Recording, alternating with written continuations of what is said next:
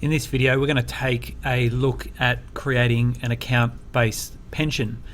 And as you can see here from the document suite, we can simply select the account-based pension order, and it will take us straight into the form to start populating. So if we just put in a reference code, put in our fund name there, put in an ABN. If you want to look it up, you can do so by clicking on the button here. It'll take you through to the ABR database. We can then put in here the address and start to fill it out, and you can see there it will then populate through our address system there to work out the correct fund address for you. So we grab that information and then we can start to move on and capture the trustee and member information for the pension.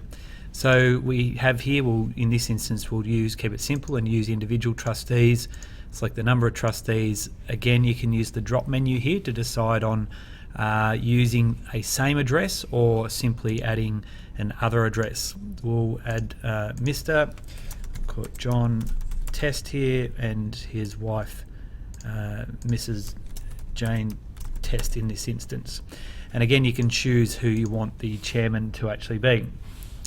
So we now choose our pension member, and we can then use the menu here to select a specific date of birth, or you can type whatever in that you want to.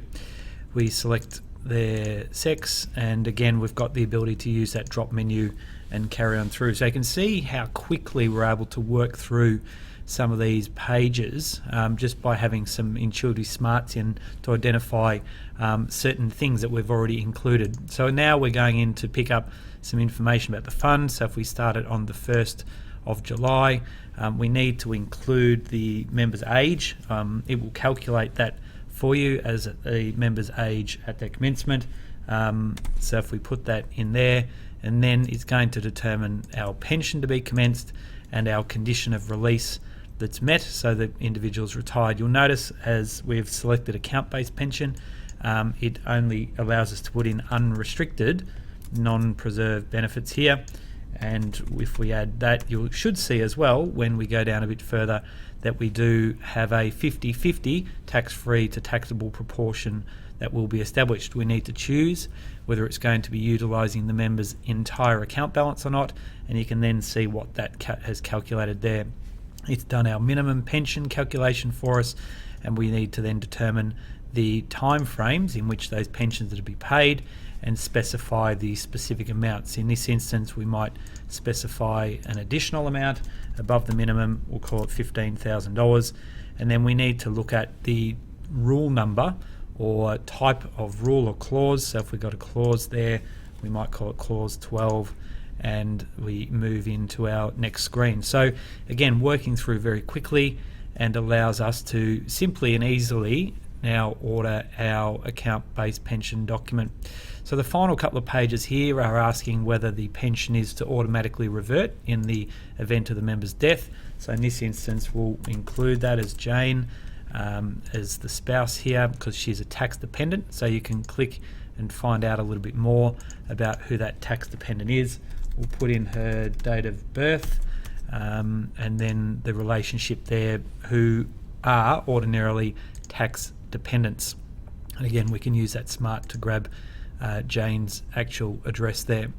So the final one we have to look at here is whether we want to segregate specific assets to that pension account or not. So if we want to leave it as pooled, we can just select no.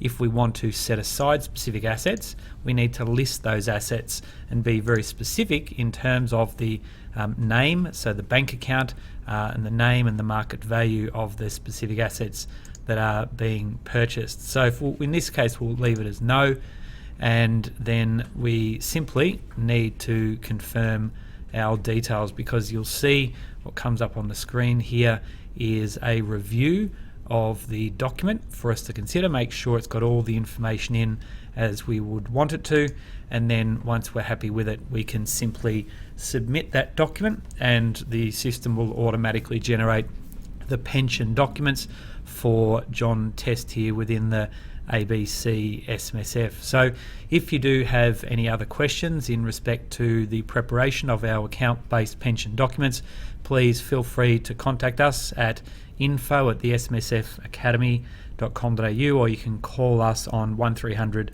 95 9476. So this will take just a short amount of time to populate the document. Once it has been done, it will take you into the submitted orders, and you can see here now our order ID and the pension type when it was completed, and if you have any specific actions off the back of that. So you can get your resolutions in respect to the pension being commenced.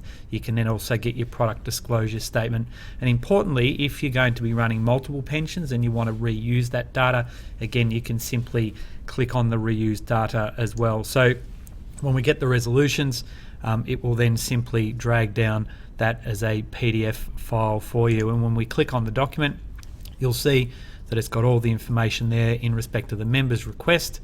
If we scroll down, you'll also see the minutes of meeting in respect to the pensions actually starting, and then the notification in respect to that pension commencement as well. So that's how you create an account-based pension in the SMSF Academies